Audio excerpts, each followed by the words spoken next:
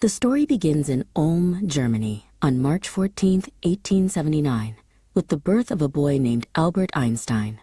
His parents, Hermann and Pauline, were loving, but they worried. Little Albert was slow to speak, and when he finally did, he would whisper the words to himself before saying them aloud. He was a quiet, thoughtful child, preferring to build tall houses of cards and solve puzzles on his own. One day, when Albert was 5 years old and sick in bed, his father brought him a gift, a simple magnetic compass. The boy was mesmerized. No matter which way he turned it, the needle always pointed north.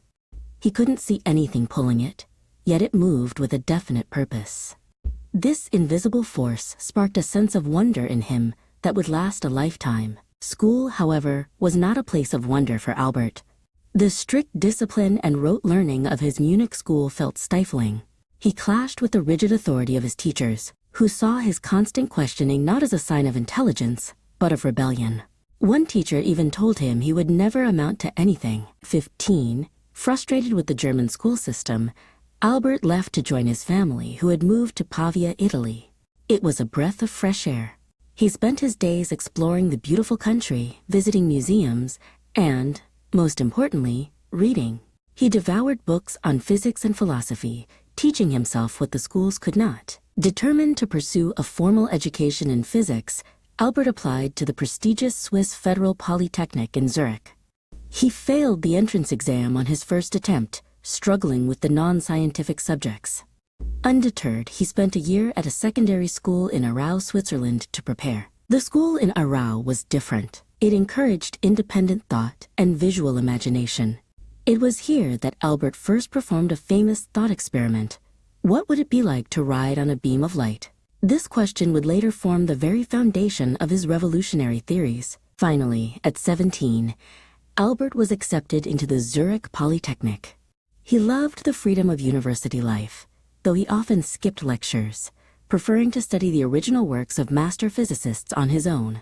It was here he met Mileva Maric, a fellow physics student from Serbia and the only woman in his class. They were drawn to each other by a shared passion for science and a mutual intellectual respect. They spent countless hours together, studying, debating the latest scientific papers, and falling in love. Mileva was not just his romantic partner. She was his intellectual equal, a sounding board for the incredible ideas beginning to form in his mind. In 1900, Albert graduated, but his struggles were far from over. His rebellious nature had earned him the disfavor of some professors, who blocked his path to an academic position with negative recommendations. Albert found himself unemployed, a brilliant mind without a place to work. For 2 years he drifted, tutoring to survive. Finally, in 1902, with the help of a friend's father, he secured a humble position as a patent clerk in Bern, Switzerland. It seemed like a dead end, but this quiet job would provide the stability and, crucially, the time he needed to unravel the very fabric of space and time. While the work at the patent office was technical, it was not all-consuming. It left Albert's mind free to wander the cosmos. In the quiet hours, he would scribble equations on scraps of paper, piecing together the puzzles of the universe. In 1903, he and Mileva married, and a year later, their son Hans Albert was born. Life was simple, but his mind was on the verge of a monumental breakthrough. The year 1905 would become known as Albert's Annus Mirabilis, or Miracle Year. From the quiet of the patent office, he published 4 revolutionary papers.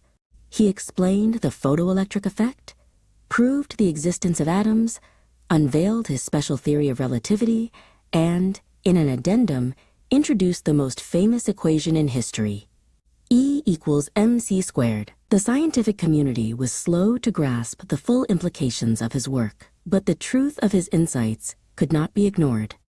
By 1909, his genius was finally recognized, and he left the patent office to accept his first full-time academic position as an associate professor at the University of Zurich. But special relativity didn't account for gravity. For the next decade, Albert embarked on a grueling mental marathon to formulate a new theory. The breakthrough came from what he called the happiest thought of my life.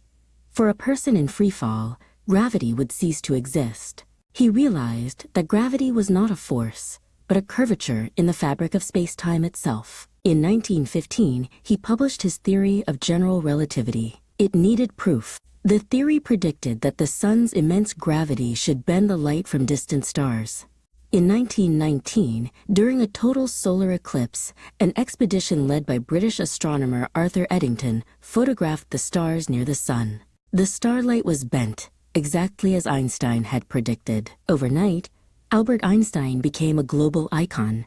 His name became synonymous with genius.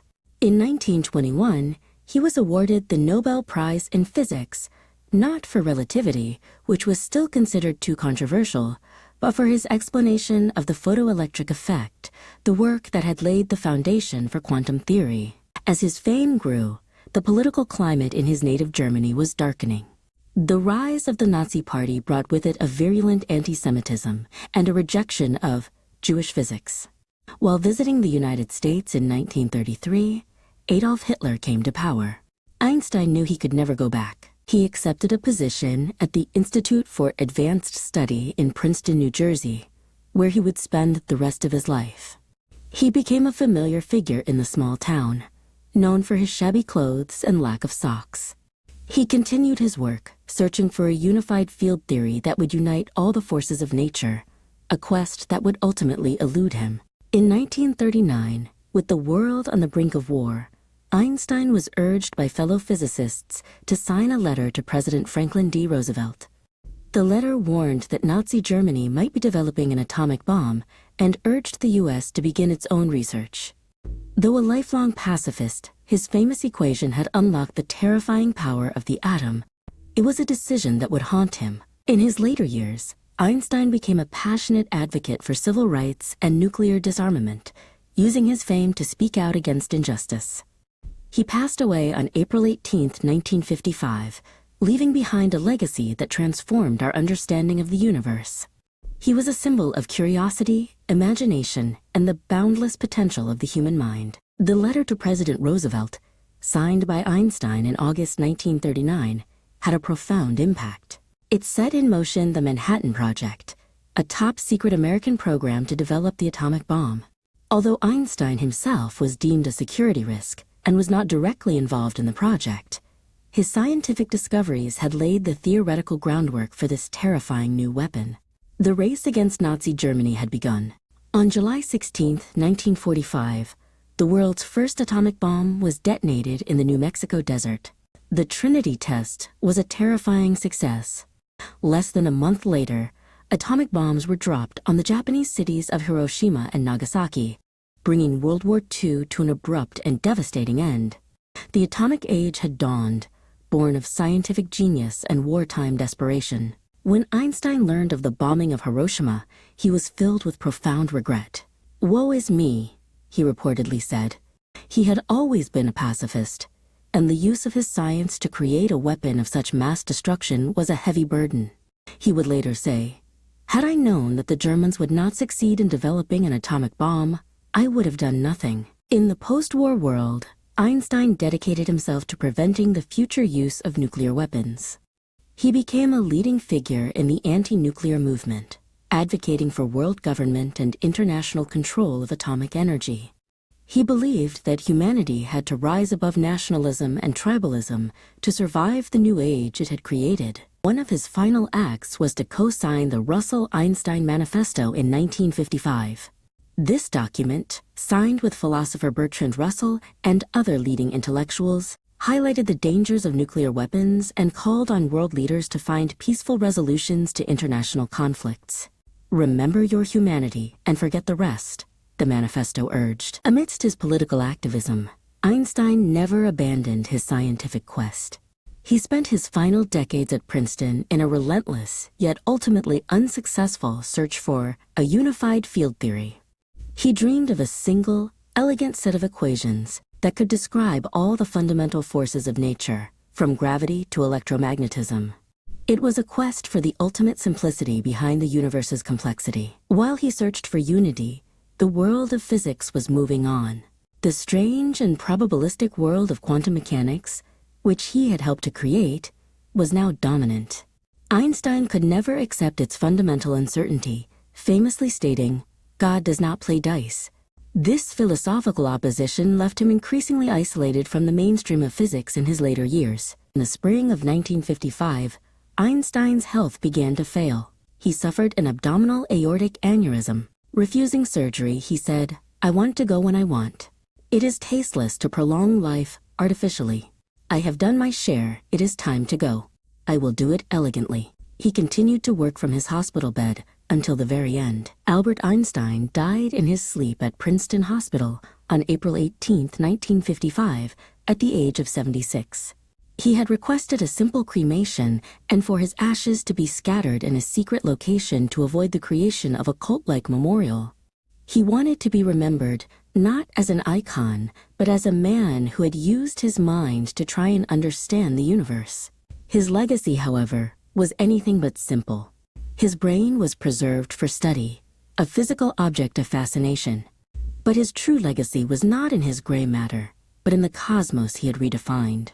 From the bending of starlight to the energy locked within the atom, from the nature of time to the shape of the universe, Albert Einstein had forever changed how we see reality. His journey was a testament to the power of a single human mind to grasp the secrets of the cosmos.